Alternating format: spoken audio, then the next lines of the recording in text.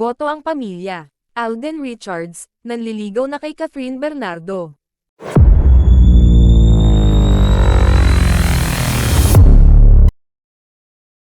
Kumpirmadong nanliligaw na raw kay Catherine Bernardo si Alden Richards.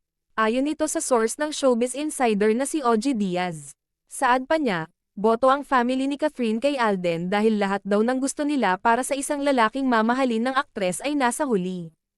According to my source, sa kampo ni Catherine, nanliligaw na nga itong si Alden kay Catherine, chika ni Ogie sa kanyang Showbiz Update vlog.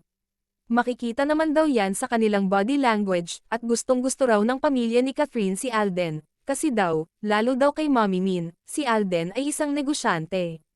Si Alden ay financial stable, responsable, kaya raw natutuwa at naaaliw kay Alden yung pamilya ni Catherine, dagdag pa niya.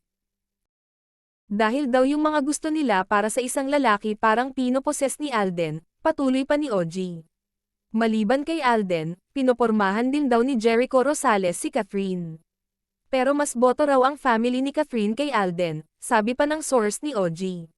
Matatanda ang nag-viral kamakailan ang pag-surprise ni Alden kay Catherine ng bouquet at gift sa birthday party ng aktres na inorganisa ng kanyang stylists na sina Boop Yap at Kim Yap. Pinag-usapan din ang pagdalo ni Alden sa house blessing ni Catherine kamakailan.